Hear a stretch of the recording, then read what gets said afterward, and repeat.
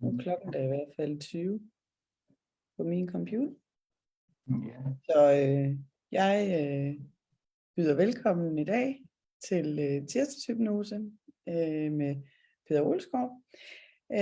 Det er jo her på Dansk Selskab for Klinisk Hypnoses Facebook-side, og vi er det eneste tværfaglige hypnoseselskab for sundhedsprofessionelle, der findes i Danmark. Jeg vil sige, at vi jo har Voldemar Hartmann, der kommer og holder et kursus til januar.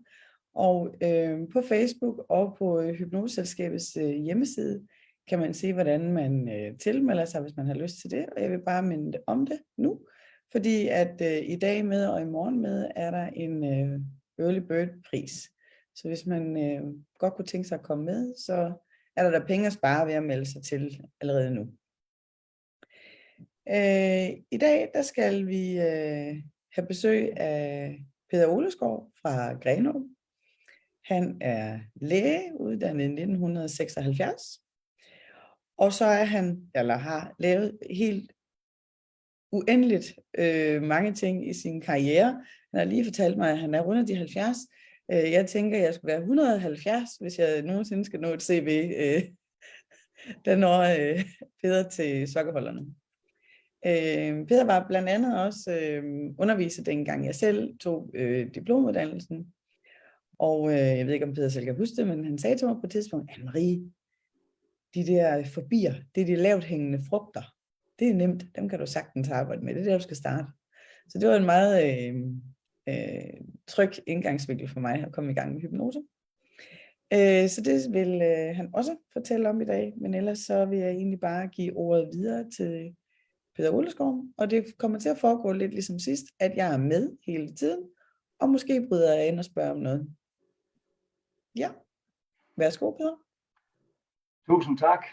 Og først skal jeg sige tak for invitationen. Tak fordi I giver hør på mig, og tak til dig, Anne-Marie, fordi du også tager dig af det her tekniske og den udfordring, der er i det.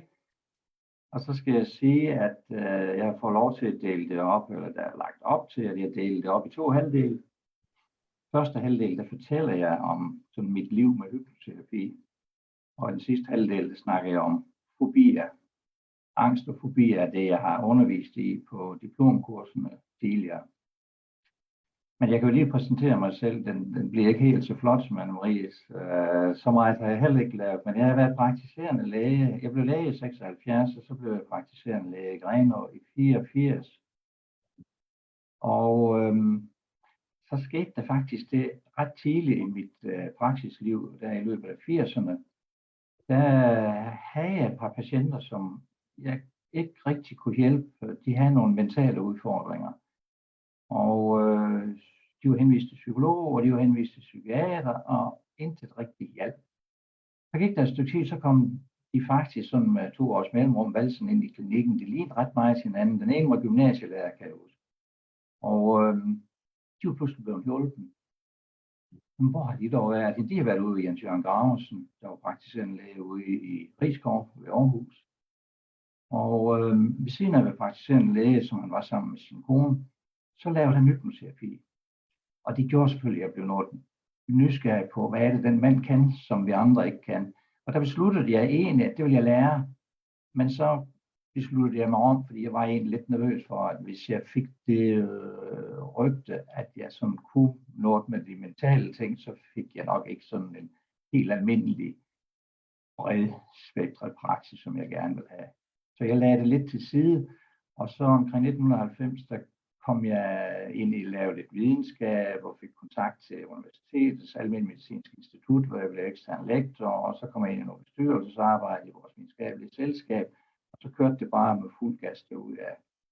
Og det gjorde så, at jeg blev halvtidspraktiserende læge for at kunne nå det hele.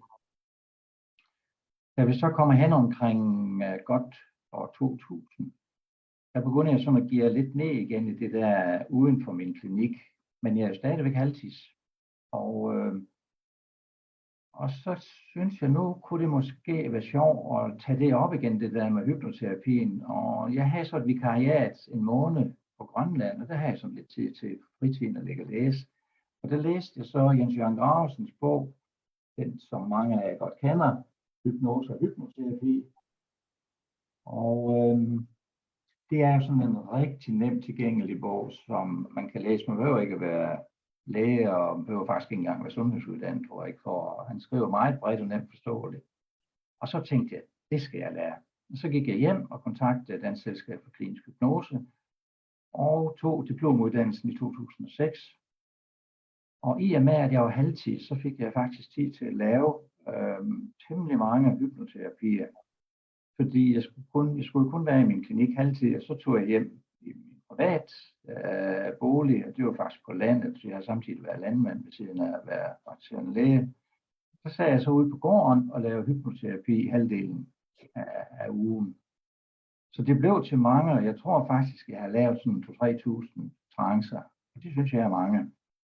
Og så jeg synes også, at jeg har set mange ting inden for hypnoterapi, og jeg tror måske også, at jeg har kastet mig ud i mange ting, fordi hvis man har været i sundhedsfaget som læge i mange år, så har man også set så meget, at man ikke så nemt at få skræk. Så jeg tør også gå i gang med nogle ting, som ikke lige er noget med fobier og sådan nogle ting. Der er nogle ting, som mennesker vi er jo forskellige alle sammen, så vi har også hver vores udfordring.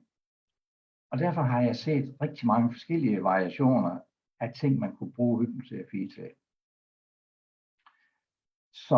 Men jeg har så, da jeg begyndte at gå i gang med det, der købte jeg en af de helt store, og den kalder jeg min bibel, den her Hammond. Suggestions and Metaphors. Og den er der faktisk rigtig masser opskrifter i, om hvis der kommer en patient med det og det, så kan man ind og se, hvad gør man egentlig ved det? Og der er rigtig mange ting, man kan finde ind i den brugte jeg meget i starten og lod mig inspirere af. Og det var faktisk sådan, at jeg egentlig sagde, den er jo en amerikansk bog, så jeg sagde faktisk sådan stille og roligt og oversatte den hen ad vejen, fordi man taler jo tit lidt langsomt, når man laver trance. Så jeg brugte bare de der forslag til induktioner som var i bogen. Og så efterhånden, så sker der jo det, at man, jeg vil ikke sige, at man går fast i det, men i hvert fald så har jeg fået en vane, hvordan jeg laver min hypnoterapier.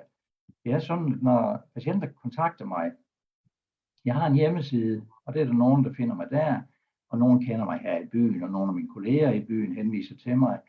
Og så er der selvfølgelig noget på rygtebasis, nogen der har været der, hvor jeg har haft lidt held i sprøjten, så kommer der andre her.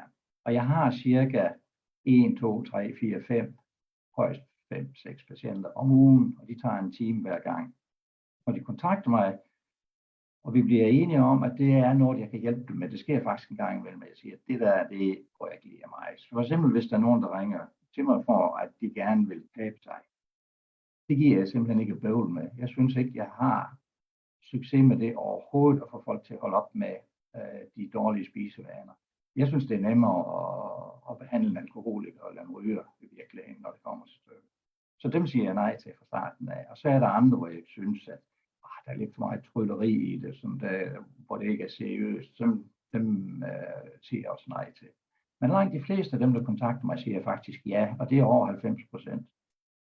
Og jeg siger til dem, at succesraten, den er jo ikke 100%, men mit sådan umiddelbare fornemmelse, det er succesraten, som hvis man sorterer rigtigt i det, så ligger den omkring 80%.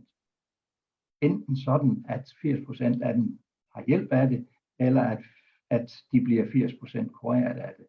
Og det synes jeg faktisk er godt nok. Det er lige så godt som mig, det andet, jeg har lavet som almindelig læge.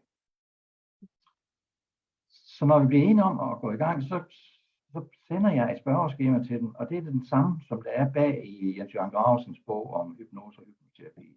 Jeg har fået lov af ham at bruge det spørgeskema, og det har jeg faktisk stor glæde af.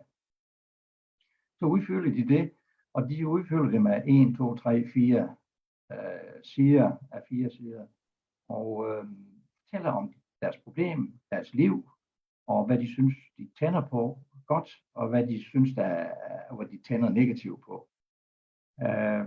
Og så siger jeg til dem, de skal give mig 3 gange, altså hvis de skal ikke gå efter 1 gang og så sige, det giver jeg ikke det her, så skal de blive væk i stedet for, så ødelægger de renomméet for faget. Så 3 konsultationer, det skal vi tage. Til gengæld, hvis der ikke er sket noget som helst inden for 3 gange, så synes jeg ikke, de skal komme mere. Og det gør jeg klart fra starten af. Og det, jeg siger så også til mig, det er selvbetaling, og det koster 900 kroner per gang for en timesbehandling. Og der er jo ikke noget tilskud nogen steder fra, det er ligegyldigt, om de får henvisning eller noget som helst. Det er ren afregning med kasse 1 for dem selv. Og så har jeg faktisk sådan fået en vane med, at de der 3 første konsultationer, de ligger sådan ret skematisk. Og det diskuterer vi lidt i den der sandkassegruppe, som jeg er i. Det kalder vi det. Vi har sådan en lille øvegruppe, hvor vi er en 4-5-6 stykker. Og i starten var jeg ikke så rigid i det, men efterhånden er jeg blevet mere sådan, og det tror jeg faktisk har lidt at gøre med, at når man bliver ældre, jeg er 73 år gammel, så efterhånden som man bliver ældre, så husker man ikke helt så godt. Så hvis første konsultation plejer at være nogenlunde det samme, og anden konsultation nogenlunde det samme, og tredje lige sådan, så ved man, hvad man har sagt, og hvad man har gjort hver gang. Det betyder ikke, at hvis patienten kommer og siger, at jeg kunne godt tænke mig sådan og sådan, så følger jeg det. Det er patienten, der bestemmer her hos mig. Første gang, der laver jeg faktisk sådan en fantasirejse med dem. Og jeg tror, at hvis jeg har en time, så er den nok sådan 50-50 delt op i, at taler om tingene, får sat et mål op, finder en 4-5 ting, at det vil jeg rigtig gerne opnå med det her. Og nogen har jo kun, altså hvis det er rygning, så har de jo kun en enkelt ting, og det er at holde op med at ryge som regel. Der kan også være andre ting, hvis man har en fobi overfor, hvis man er flyskræk, og det er det eneste, og man ikke har andre ting, ja, så er det den ene ting, og så er det det, man går efter. Men tit og ofte, så er der flere ting i spil, som de gerne vil have ryddet op i. Og det finder vi det mål, og så snakker vi lidt om, hvordan vi går til værks, og så videre, og spiller med helt åbne kort om, at den første konsultation, der går ikke så hårdt til biddet. Så der laver jeg en fantasirejse med dem, og jeg bruger meget som indgang ind i trancen, og jeg kalder det sjældent trance, jeg kalder det som regel at falde i stave, og det tror jeg er sådan lidt en jysk tilgang til det, at trance, det lyder for mig som sådan lidt, der er sådan lidt halvflippet over det, synes jeg. Og det ved jeg ikke rigtig, hvorfor jeg synes, men sådan er det jo så meget, man har sådan nogle ting. Så jeg kalder det at falde i stave i stedet for, og det kender de fleste jo. Det ved vi alle sammen nogenlunde, hvad vi forstår ved det. Så det starter med, at jeg går til dem sådan lidt efter Robert McNally som metoden. Og Robert McNally, det var en praktiserende læge ude i Australien, som blev optaget af hypnoterapi og opgav faktisk at være praktiserende læge. Og efterhånden så opgav han også at lave hypnoterapi. Han begyndte mere og mere at undervise, og han har været i Danmark et par gange. Og han er en fantastisk underviser. Han har en indgang til tingene, hvor han siger, at man skal arbejde med patienten. What do you need? What do you like? Og så nærmest i omvendt rækkefølge. Man starter med, hvad kan de godt lide? Og så bruger man den ressource, der er i det, til at opfylde noget af det, de mangler. Så jeg plejer at snakke med patienten om, hvad er det egentlig, du har som sådan nogle stjernesteder? Er det at ligge ved Grenaa Strand og høre bølgen, de ruller? Eller er det at cykle i skoven og mærke sådan hjulen og pedalerne? Eller er det at se bare fisten af for en fjernsyn? Eller er det at ligge og læse en bog? Eller kan du huske, at du som barn, det drejer sig om at finde sådan et godt sted, og vi kan jo kalde det et safe place, for det ligner det jo rigtig meget, og det kan vi også, det er det måske i virkeligheden også. Nå, så det ligesom... Jeg bryder altså ind, som jeg husker McNally, fordi en ting er, det kan både være et safe place, men jeg troede, som jeg husker McNally, så er det sådan et, hvilken aktivitet kan du godt lide at lave? Altså dem, der synger i kor, får sådan en helt bestemt dejlig oplevelse af at synge i kor. Jeg havde også en på Brixen, som havde været helt opslugt af at lave ler. Altså, jeg ved ikke, drejeler hedder det vel. Ja. Altså sådan husker jeg det ikke specifikt. Det er bare, det er sådan, den er blevet hjemme med mig, åbenbart. Ja. Ja, det jeg ved jeg. Nu bliver jeg jo lidt usikker, når du spørger på den måde, men jeg bruger det i hvert fald sådan, at det kan være hvad som helst. Men det er rigtig godt, at det er en aktivitet. Fordi for eksempel at cykle i skoven, det kan jeg godt lide, eller løbetræning, sådan, fordi der er ligesom noget kropsligt i det også. Hvis man bare ser fjernsyn, det er ligesom lidt for slapt, kan man sige på en eller anden Ja. facon. Men man kan godt blive opslugt af at læse en bog, for eksempel, eller høre musik bare, eller det drejer sig om, at man får en god følelse af det. Ja. Og når så, at de fortæller om, for lad os nu sige, de siger, at jeg kan rigtig godt lide at gå i min have. Og så fortæller de lidt om, hvorfor de godt kan lide det, og hvad de oplever ved det osv. Så siger jeg på et tidspunkt, prøv at lukke øjnene og være der. Og så glider de jo ind i det sted, og så er det næsten altid sådan, at det bliver meget konkret, så jeg kan sige til dem, er det sommer eller vinter? Regner det, eller solskinsvejr? Blæser det? Og så får man det sådan, hvorfor noget tøj har du på? Har du gummistøvler på, eller har du træsko på, eller er du bare tæer? Og det øjeblik, man sådan spørger ind til at gøre det meget konkret for patienten, så synker de, er det mit indtryk, mere og mere ind i det, for så glemmer de, så dissocierer de, så glemmer de fuldstændig, at de ser hos mig, så er de i den have, som de snakker om. Og så på et tidspunkt, så siger jeg til dem, hvad er det egentlig for en følelse, du får, når du er der? Og så kommer det sådan noget med, at jamen, jeg synes, det er afslappet, jeg synes, der er fred og ro, og jeg bliver faktisk glad for at være der. Og så gør jeg dem opmærksom på, altså de følelser, du nævner her for mig, det er det, jeg kalder ressourcefølelser. Og det er ikke tilfældigt, de her ressourcefølelser, fordi de kan noget. Det er en ressource. Man kunne måske i virkeligheden forestille sig, at de der ressourcefølelser, de kunne hjælpe den følelse, eller de følelser, som du egentlig er kommet her for at slippe af med. Og så bliver det sådan ligesom en kunstpause, hvor de flakker lidt med øjnene, og så kommer det så, kunne du forestille dig det? Og så sker det faktisk det i 9 ud af 10 tilfælde, hvor de siger, ja, det kunne jeg faktisk godt forestille mig. Godt, så lad det bare ske. Og så får de en pause. Lad det bare ske. Lad det bare forestille dig, at ressourcefølelsen ligesom rækker over mod svagheden, altså de ting, der er svært for dig, angsten eller hvad nu det måtte være, rækker over og hjælper dig. Og så sker det faktisk nogle gange det, at patienten bliver rørt. At man pludselig mærker, det var dog utroligt, så simpelt, at når man går og slæbt rundt med det her i lang tid, og så ser jeg bare i en stol, og så går der et kvarter, så kan jeg mærke, hvordan jeg hjælper mig selv. Og det er jo faktisk stort, og det sker. Det sker så ikke hver gang, slet ikke. Men det sker faktisk en del gange, at patienten mærker, at det her, nu sker der noget i mig. Og det er jo stort, når man mærker. Det giver jo sådan en form for løft og en forhåbning om, det her, det slipper jeg af med. Så, Må jeg spørge ind til det? Ja. Fordi, hvor meget tid bruger du ligesom på, at de finder, hvis det nu er noget vrede, at de har, eller ja, noget vrede, eller noget smerte, eller noget andet. Hvor meget går du ind i, at de fanger den følelse, inden at de skal, altså i hypnosen, inden at de skal få den væk, eller sker det egentlig bare glidende? Det går jeg ikke ind i. Nej. Fordi det er patienten, der bestemmer, hvad det er, der desværre, vi har jo snakket om det inden, når vi sætter vores mål, hvad de gerne vil have, men på det her tidspunkt, der siger jeg ikke til dem, kan det hjælpe din angst? Det gør jeg meget, meget sjældent, for de ved jo selv bedst. Ja, og så i princippet kan det egentlig også være noget andet, der får patienten dukker op, når det ligger på briksen. Det kan de præcis. Ja. Og jeg får det ikke at vide, nødvendigvis. Altså jeg spørger ikke ind til det. Det er nogle gange meget rart for patienterne at vide, at de behøver ikke at fortælle dig om, hvad det drejer sig om. Det er nemlig rigtig, rigtig godt, specielt for de der unge 15-16-årige. Det oplever jeg en del gange, at de har gået hos nogle socialrådgivere, eller måske sådan i familiehus og sådan nogle ting. Og de er blevet sådan spurgt ud om, hvad er det, du føler, og hvad er det, du mærker, og så videre. De kan ikke sætte ord på det. Nu får de fred. Og det er vigtigt for mig, at de får fred, til at de kan gøre lige, hvad de vil i min stol.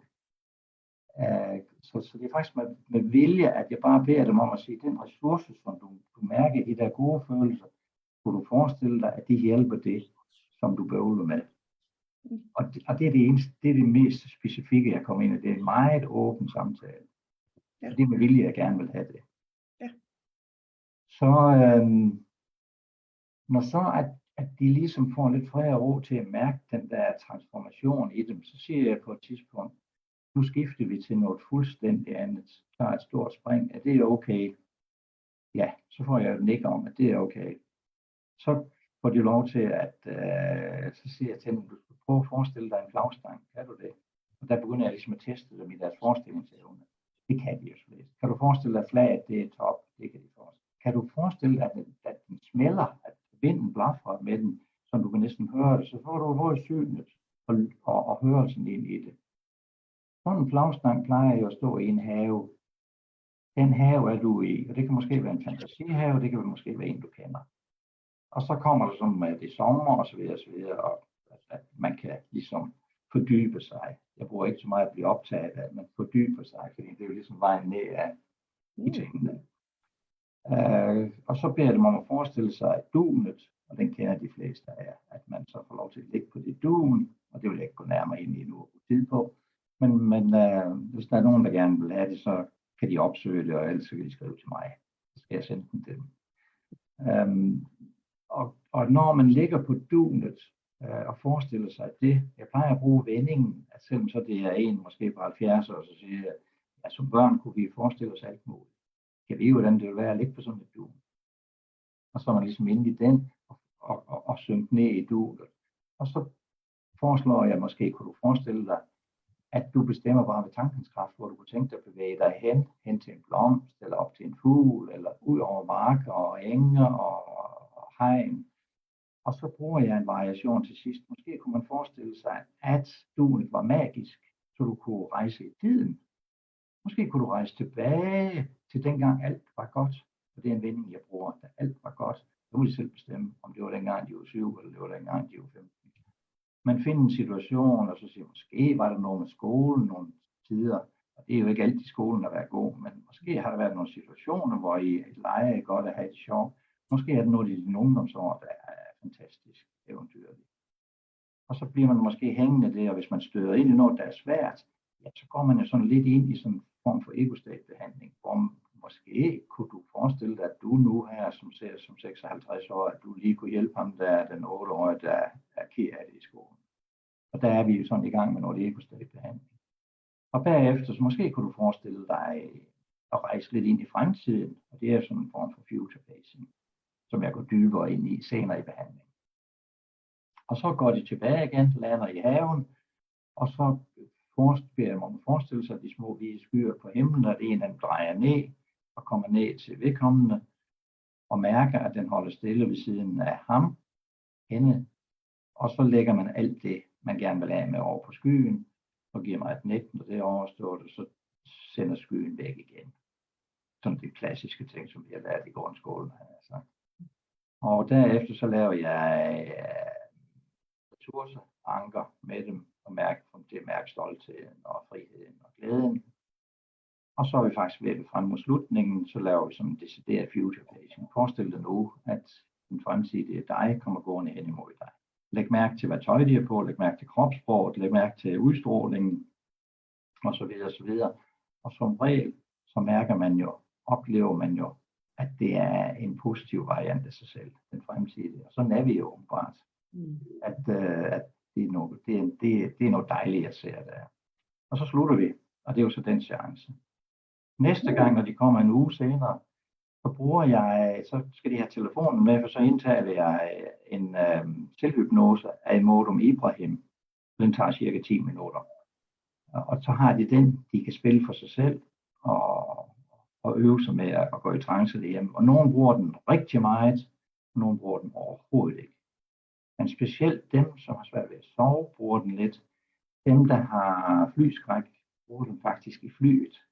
Når det bliver lidt for panisk, så kender de lige for mig, og så ser de lytter på det, og så går de et andet, så dissocierer de væk på flyet, kan man sige. Ja. Og når jeg har brugt 10 minutter på det, så bruger jeg det som indledning til en trance, hvor vi arbejder med ego-state. Og det arbejder vi med, og det vil jeg heller ikke gå i gang med at undervise i nu her, for det har andre jo gjort. Men det er den konsultation, hvor vi arbejder med fortiden, og så bruger vi ikke mere tid på fortiden. Men der går man jo ind, og nogen synes faktisk, det er ret givetigt, at man kommer ind og får fat i noget, der var svært, og pludselig dukker der noget op, som man har helt glemt at se svært. Jeg oplever faktisk tit, at nogen, som har oplevet, at deres forældre blev skilt, at det troede de ikke rigtig havde betydet noget for dem, men det kan de pludselig mærke, at der var alligevel noget, der var svært der dengang.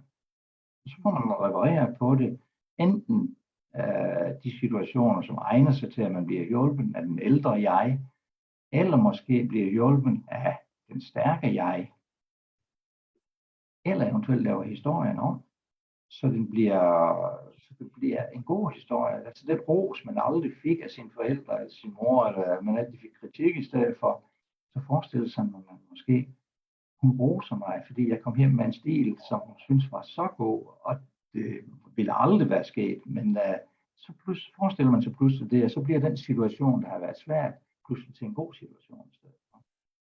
Og sådan arbejder jeg med EcoState. Det er så anden konsultation. Og tredje konsultation, der vender de som regel tilbage og fortæller mig, at første gang var det jo lidt bedre. Det er ligesom om det der, det har været lidt svært anden gang, men man har været inde i sådan de der svære situationer. Jeg vil ikke sige, at det er retraumatiserende, men det er alligevel sådan, det var tungt at komme igennem. Det var rart nok at få ryddet op i det, men det var alligevel sådan. Og man er også i sådan en meget let trance, fordi man taler med terapeuten hele tiden. Så tredje gang, der er det meningen, der skal de have fred. Der beder jeg dem næsten ikke om at tale med mig, men der beder jeg dem om at forestille sig, at de gør det, som de faktisk har opsøgt mig med, at de ikke kan. Så for eksempel, hvis det nu er eksamensangst, ja, så forestiller de sig, at de går til eksamen, og der bruger jeg altid, at vi starter ud på et safe place, og når så de mærker en rigtig god følelse, så beder jeg dem om at forestille sig en video, at de ser en video, hvor den der ubehag situation er i, men de bevarer den gode følelse, mens de glor på den video, der, som er problematisk, så bevarer de den gode følelse på deres safe place. Og når de kan det, så beder jeg dem om at give mig et nik, og når det nik kommer, så siger jeg, prøv at gå ind i videoen, men tag den gode følelse med, bliv ved med at holde fast i den gode følelse. Og pludselig så ser de jo til eksamensbordet, og har den gode følelse. Og så er vi faktisk jo langt ind i behandlingen. Ja. Og det er faktisk tredje konsultation, hvor man hele tiden bliver ved med på forskellige vinkler og lade dem gå ind i den svære situation og forestille sig, at det lykkes faktisk ret godt. Ja. Når så de har været de 3 gange, så snakker vi sådan lidt om, gør det her til noget, og jeg beder dem faktisk også om at spørge deres pårørende, fordi jeg gør dem opmærksom på, at det er faktisk tit, at omgivelserne bedre lægger mærke til, at der sker en forandring, end de selv gør. Og hvis jeg spørger dem, så er det også nogle gange, at jeg vil sige til dem, at der sket en forandring under de her 3 gange. Nej, det er ikke sikkert, at det er det. Nå. Så tager vi lige et spørgeskema frem, og så siger du skrev dengang sådan og sådan og sådan var det. Nå, nej, sådan er det ikke mere. Så man glemmer også, hvordan det var. Altså man husker mere af det, der stadigvæk er problematisk, end hvor problematisk det har været nogle gange. Og det vil så sige, det skal man være lidt opmærksom på, at fokus flytter sig for patienten, også i den retning, at de ikke rigtig lægger mærke til, at de slukker af med noget af det, der var svært for dem. Men omgivelsen, de lægger tit mærke til nogle ting, og det kan godt være, at de ikke lægger mærke til, at de ikke er bange for at flyve, hvis nu det var det, eller eksamensangst mere, eller noget helt andet. Men måske lægger de mærke til, at de ikke er så pirlige. De er nemmere omgås i dagligdagen. De er ikke så trekantet måske. Så det er sådan, så jeg beder dem ikke om sådan specifikt at sige, prøv at lægge mærke til det og det og det, men læg bare mærke til, om der er nogle ting, der forandrer sig. Hvis de siger nej, der er ikke en klap, der forandrer sig, så siger jeg farvel tak. Så beder jeg. Og så er der nogen, der siger, kunne vi ikke lige, jo, så har de, hvis de selv synes, at den skal have lidt mere, så prøver vi det er ikke det, men jeg holder ikke på den, når der går 3 gange uden succes. Ja. Altså, som regel, og det var det, jeg sagde i indledning, så er der faktisk sket en forandring. Og så kan det være, at vi er færdige efter 3 gange, men det kan også godt være, at vi ikke er. Hvis det er børn, eller helt unge mennesker, så er vi som regel færdige. De er jo lynhurtige til at lave om på tingene. Hvis det er sådan nogle gamle knakker som mig selv, eller nogen, der er over 50-60, og der er mennesker jo meget forskellige, men hvis det er sådan nogle, der er oppe i årene, så kan det godt være, at vi ikke er. Så går det lidt langsommere, og så siger jeg, så skal vi måske ses igen, men skal vi så ikke trække det lidt? Fordi det giver sig af sig selv, det skal de jo ikke løbe til mig og betale mig penge for. Så Så tager vi måske en aftale om 2 uger eller 3 uger. Det ser vi sådan, og det er lige så meget patienten, der er med til at bestemme det. Og så kan det være, at de kommer ind 2 gange mere, eller måske 3 gange. Jeg har haft en patient, som kom hos mig 21 gange. Men det var også, det var en voldsom historie, men en kvinde midt i 50'erne, som havde besluttet til livet af sig selv. Og det havde hun. Det havde hun totalt seriøst. Hun havde prøvet alt i denne verden. Og først efter 21 gange slap hun mig, men der har hun også totalt forandret sit liv. Totalt forandret sit liv til det bedre. Så hun sagde, det er de bedste penge, jeg nogensinde har givet ud. Og det kan man jo også sige, altså 18.000, det var det, hun offrede på det, eller der omkring. Det er jo billigt for sit liv, det må man jo sige. Men ellers så ligger det på 3-5 gange, højst 7 gange. Det er det, de kommer hos mig. Ja.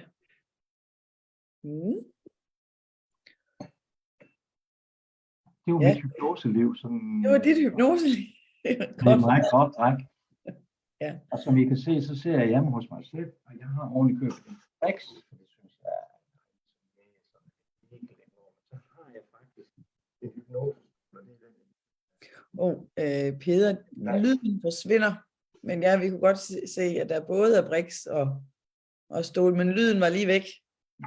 Så skal jeg sige, at jeg prøver at vise jer, at der var en Brix bagved, den bruger jeg en gang imellem, hvis folk har rundt i ryggen, eller sådan noget, så er det rart at ligge på den under behandlingen. Men jeg bruger den mere sådan til, hvis jeg skal spille lidt læge en gang imellem. Jeg kan jo ikke lade være med, når der er nogen, der kommer noget. Det er ikke fordi, at jeg går så meget ind i det, men en gang så synes jeg, det er lidt hyggeligt. Jeg kan godt lide at arbejde med bevægeapparatet, og derfor så synes jeg, det er dejligt at have en Brix. Men ellers så var det stolen her ved siden af, jeg viste, som jeg bruger som terapistolen. Ja. Jeps.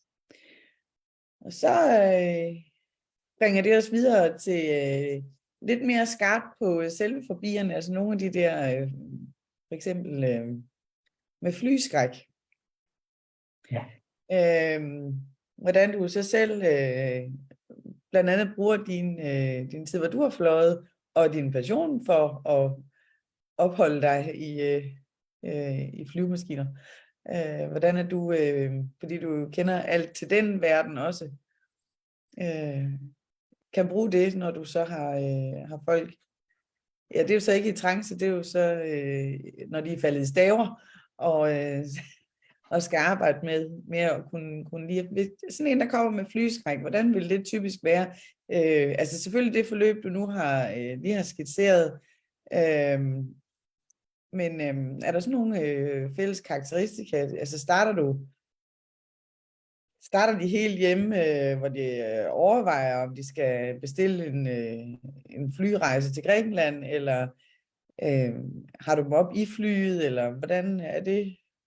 Ja, men jeg er opmærksom på, inden jeg starter ud med det, altså første og anden konsultation, de ligner det, som jeg har skitseret. Det er så tredje konsultation, hvor man går mere til bilen, der skal man ud og flyve.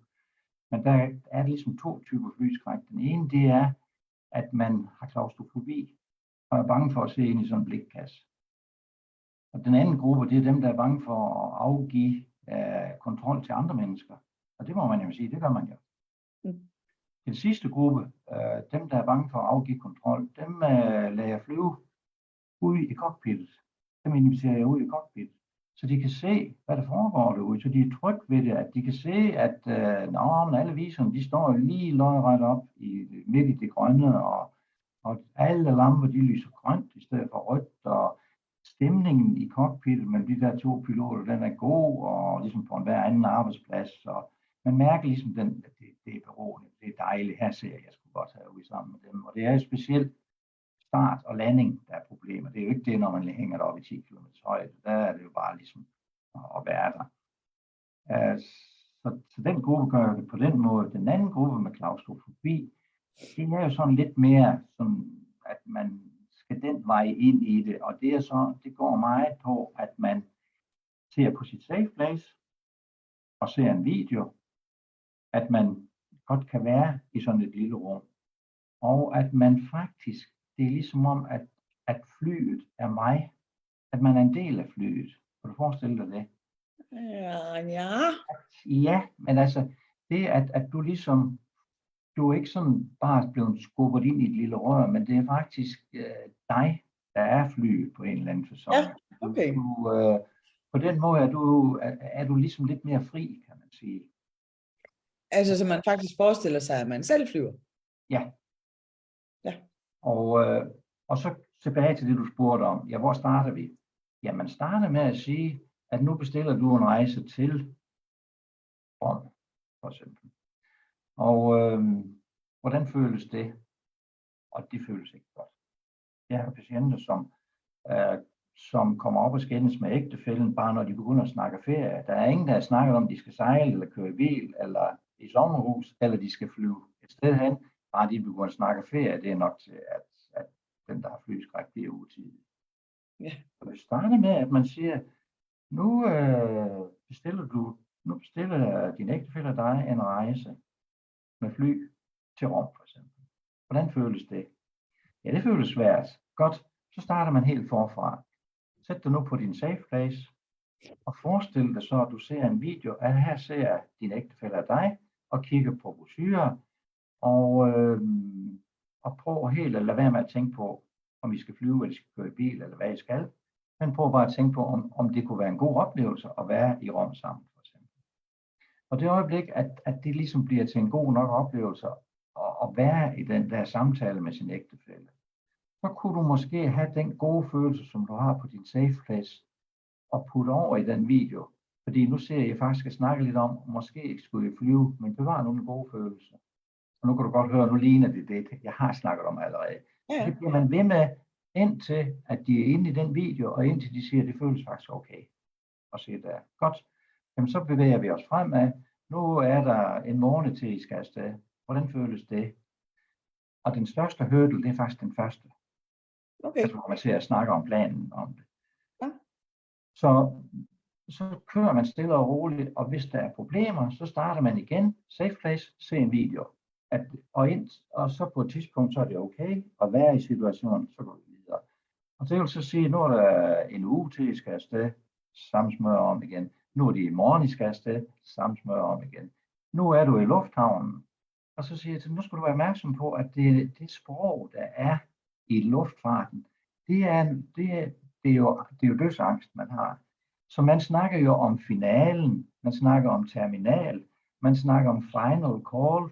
Du kan godt høre, det sprog der, det er jo om døden det hele. Det er afslutning på alt muligt. Og det skal man ligesom sige til dem, at det skal du være opmærksom på, at det sprog bruger man, men det betyder bare noget helt andet. Det betyder ikke noget med, at det er afslutning på livet, men er det ikke rigtigt, at der er alle de der ting? Og jeg sidder jo bare og tænker, jubi, jeg skal ned på en dejlig strand og have nogle cocktails. Men jeg har jo heller ikke flyskræk. Nej.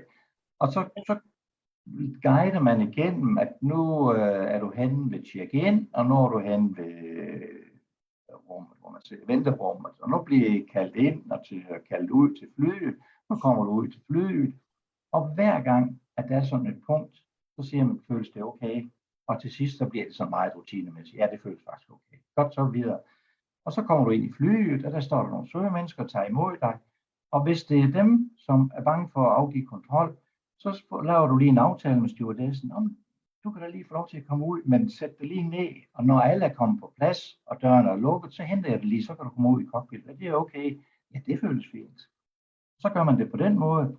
Hvis det er de andre, der er klaustrofobi, så prøver de sådan stille og roligt at sætte sig ned, putte så lige min stemme i ørerne, og så dissocierer dig væk fra det, og mærke, at det er faktisk nogle dejlige sæder at sidde i, og sådan, man bliver ledt lidt væk fra det, at man bliver bange for at være i et lille lukket rum. Og så, når man så ser det ud, så kommer det der, jeg har været lægeflyver, så jeg har fløjet rigtig meget.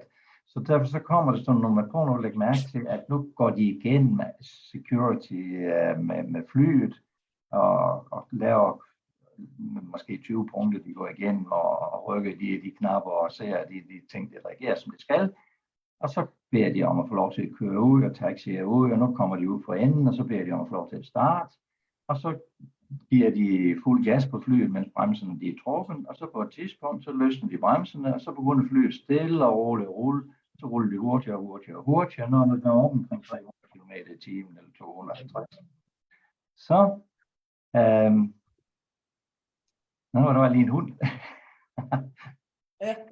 Der var lige en hund, ja. Og Så når de kom derop i den fart, ja, så kan du mærke, at så letter flyet stille og roligt, og alt er roligt i cockpittet.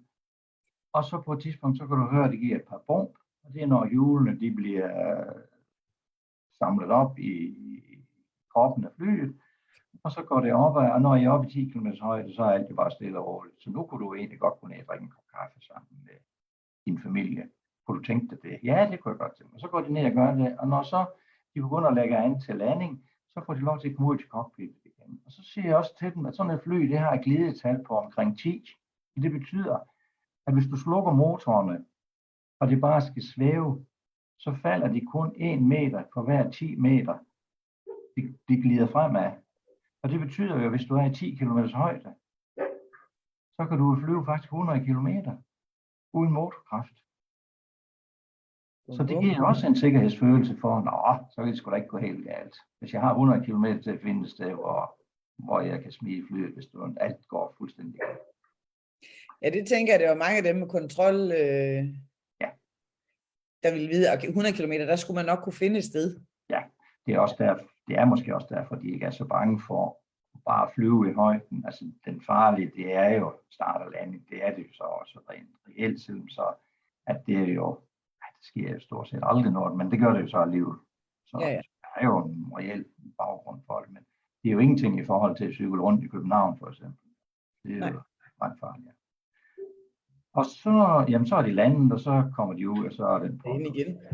Ja. Og så, og det er behandlingen af flyskræk. Og længere er den faktisk ikke, og det gør man typisk på 3 behandlinger. Og så er der nogen, i stedet for at starte ud med at flyve til Los Angeles, så synes de, jeg tager lige en tur til København for at prøve det af. Det er jo sådan set klogt nok, hvis de så virkelig har skræk. Men det er rigtigt, det er en af de lavt hængende frugter. Det er en af de ting, der er nemmest at behandle, hvor der er noget succes i. Ja. Og der er ovenikøbet nogen enkelt, der ved evostat-behandlingen, der ved konsultation nummer 2, finder ud af, hvorfor er det egentlig, at jeg har min flyskræk. Og det har jeg også haft nogle eksempler på. Nogle de ved det jo, per definition, inden de kommer. Jamen, der skete det engang, at jeg var med et sted, hvor der var nogle lufthuller, og det hop og vinger, de sprang op og ned. Og så er de blevet bange der, og så ser de i dem. Og det er jo rigtig godt at få fjernet sådan noget flyskræk, fordi det er med det, ligesom det er med allergi. At hvis man har en allergi, så er der større chance for, at man har andre ting også. Så nogle af de der med flyskræk, hvis ikke de får noget at gøre ved det, så får de skulle lige pludselig elevatorskræk også, eller trappeskræk, eller køre over broer, eller så får de nogle af de andre ting også.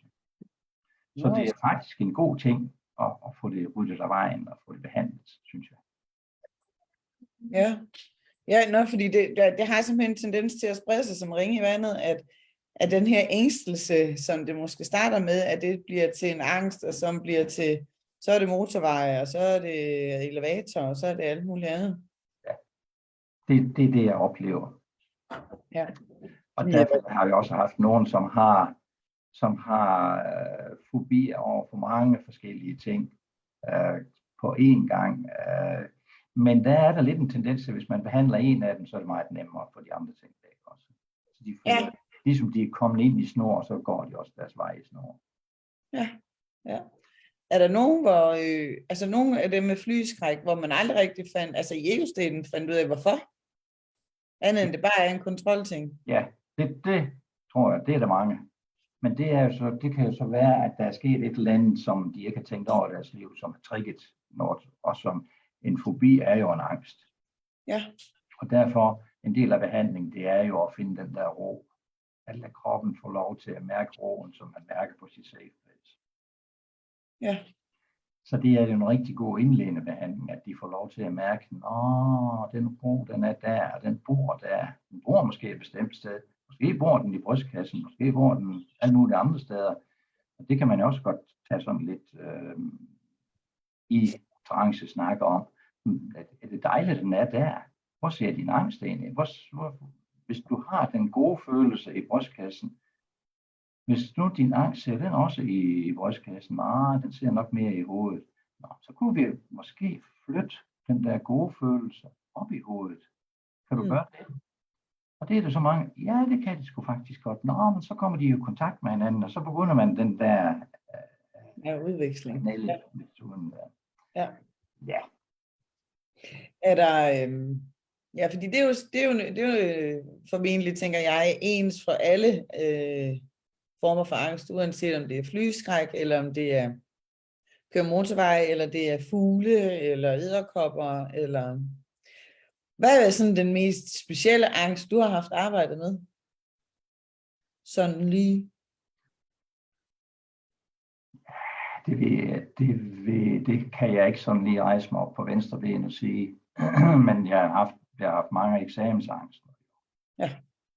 Og for lige, nu svarer jeg ikke på dit spørgsmål, jeg kører lige et andet sted hen, eller måske kommer jeg i tanke om noget, mens jeg snakker, men eksamensskræk, der bruger jeg jo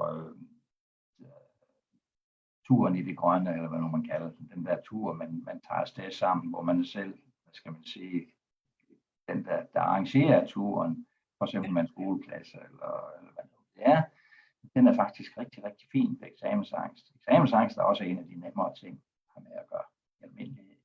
Og den er fuldstændig lige sådan, at ved tredje konsultation, der ender man op med at mærke, at man ser ved det der grønne bord, og ser en video for sig, mens man er på sit safe place, at der ser man nu der, og man har faktisk en god følelse. Og når man er inde i den video og har en god følelse, så kunne man jo godt forestille sig, at de mennesker, man ser fortæller noget, ja, det er ligesom når man fortæller om sin ferie til sine veninder eller sine venner, så kan man heller ikke huske hver ting minutiøst. Det forventer de jo heller ikke, de der mennesker. Men du har jo læst lidt på det, så fortæl nu det, du synes, der har været spændende ved det. Og prøv så at forestille dig, at du faktisk bliver grebet af det. Prøv at forestille dig, at deres øjne, de pludselig ser interesseret ud. De er glade for at høre det, du fortæller. At der pludselig breder sig en dejlig stemning, en hyggelig stemning omkring bordet. Og pludselig så er de uvenlige nok til at sige ja tak. Så det hele er overstået. Og det, som du har været bange for, nu bliver du faktisk lidt næsten ked af, at det er overstået. Nu gik det lige så godt. Ja. Det er jo en rigtig god oplevelse at komme derhen. At man kan mærke, det var hyggeligt det her. Det var dejligt at fortælle dem det, jeg havde ligesom fået ind under. Og så spørger de om noget. Nej, så går vi til noget videre. Ja, sådan er det jo. Ligesom få det lidt afdramatiseret. Ja. Ja, så er der nåle. Så er der tandlægeskræk. Jamen, nåle må du godt sige noget mere om, når nu du er læge. Ja, altså nåleskræk har jo, altså der har de fleste en fornemmelse af, hvornår det skete. At de er blevet holdt på et tidspunkt, og så er de blevet stående. Ja. Og er det fordi, det gør ondt? Nej, det er det jo ikke. Nu er det så også sådan, at jeg har jo lavet akupunktur i mit. Ja, og en gang imellem, så er der nogen, der opsøger mig for at få lavet akupunktur med hovedpine. Så jeg har altid nogle akupunktur i skuffen. Så hvis jeg starter med at sige, når vi er færdige her, så kan du få sådan en nål ind i huden, uden det gør noget, så bliver de fuldstændig hvide i hovedet. Det kan de ikke forestille sig på nogen måde. Nej. Men ellers så er den jo den samme. Den er jo den samme med ligesom at komme ind og til den tredje konsultation og få, altså ved en anden konsultation med Ego-State, ligesom hvis der er noget der, at man er blevet holdt, og man sådan ligesom får det afmatiseret og bliver hjulpet i den situation af den stærke del af sig selv, eller af et menneske, for eksempel sig selv som voksen, så man ligesom får den glattet ud, den del af det. Men så ved tredje konsultation, at man igen forestiller sig, mens man ser på sit safe place, at nu er der en, der skal stikke en, men at det er rigtig, rigtig, rigtig vigtigt, at man selv bestemmer farten. Der er ingen, der stikker, uden du selv har sagt, det er det, vi gør nu. Og der er det også ligesom at tage den gode følelse med over i den, og få den med over i videoen. Og mærke, at det her, det er faktisk okay. Og det der prik, jeg får, ja, det er jo ikke spor værre, end at have en sten i skoen, og man kommer til at træde på det. Og den nål der, den er egentlig slet ikke så dramatisk, som jeg har gjort den til. Det er okay. Og derved så får man jo flyttet det der hen til også, at man tager dramaet ud af det med den nål der. Og der er der faktisk nogen, hvor jeg siger til dem, vil du prøve at se, om det har virket for dig? Og der er det godt, at de ser med lukkede øjne, at vi bliver helt enige om, det er ikke mig, der vil noget. Men vil du prøve at se med lukkede øjne, så du ikke ser nålen, og jeg skal nok sige til dig, inden jeg stikker, og så ligesom tager en hudfold og prikker nålen ind. Altså nu er nålen faktisk stukket ind. Kunne du mærke det? Nej. Tør du lukke øjnene op og se, at den er faktisk stukket ind? Og så som ligesom, at hele tiden, at det er patienten selv, der bestemmer, hvor langt de er med i det. Ja, jeg skulle tænke, at der også er forskel på, om det er en akupunkturnål, man stikker ind, eller om det er en blodprøve, man skal tage. Altså det der med, at der skal komme blod ud. Ja, måske, ja. Det kan du godt have en pointe i. For nogen vil det i hvert fald være en pointe. At det med at få noget af sin kropsvæske trukket ud, det synes nogle mennesker er dramatisk. Og det er også dem, der er bange for at se blod og så videre. De synes, det er ulækkert. Jeg ved ikke hvad. Men det er den samme metode, at man ligesom giver sig lov til at have en god følelse, mens det foregår, mens man ser det på en video, at det foregår. Ja, for jeg tænker, det med at skulle lave et ego-stat, altså hvor man skal trøste en yngre del af sig selv, der er i en situation med en nul, det kunne måske godt være lidt svært, når man selv på nuværende tidspunkt har problemer med nul. Men det oplever du ikke?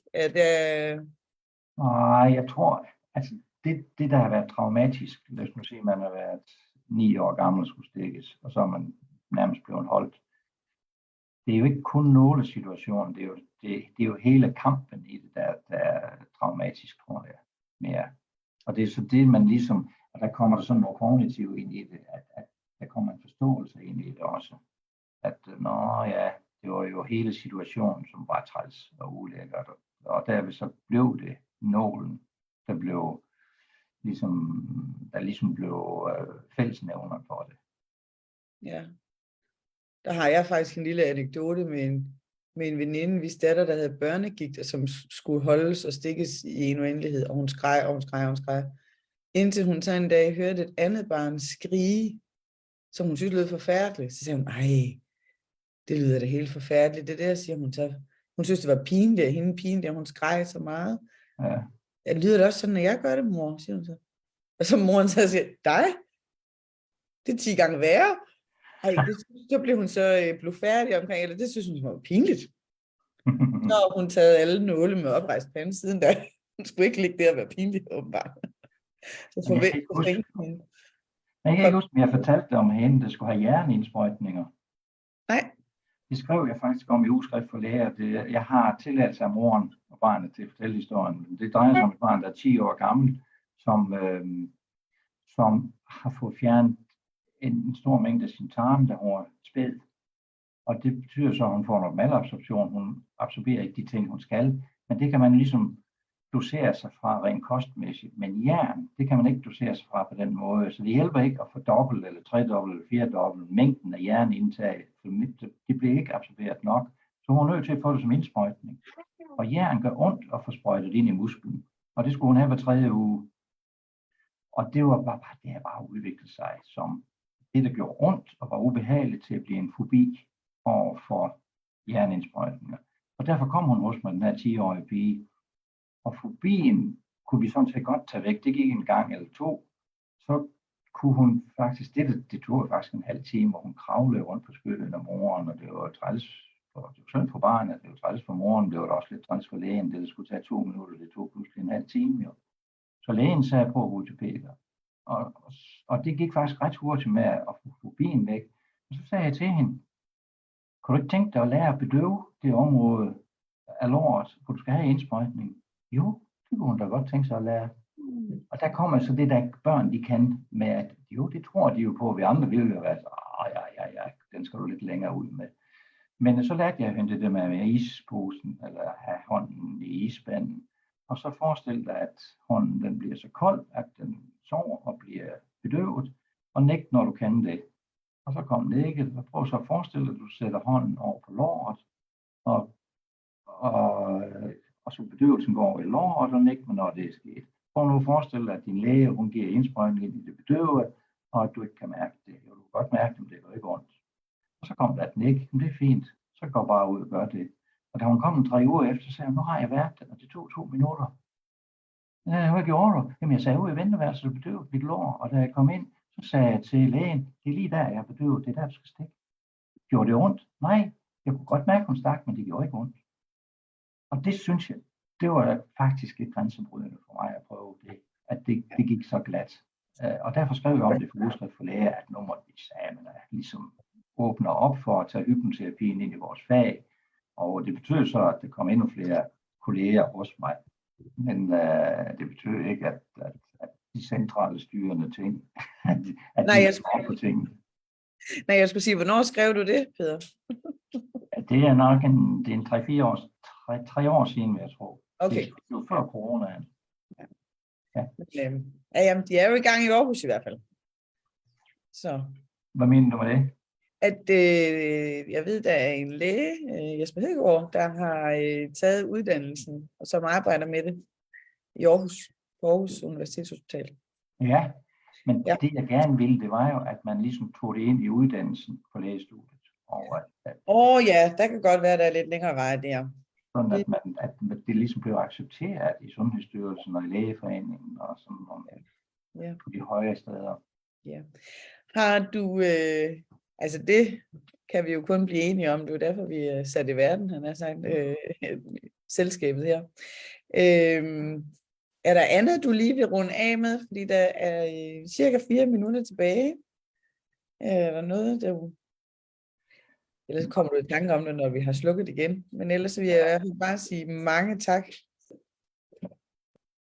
fordi du vil deltage og fortælle om alle dine erfaringer. Jeg har fået masser af gode tips og tricks og sætninger med til brug fremad i hypnosen. Og det tænker jeg også, at dem, der har lyttet med, også har fået en masse ud af det.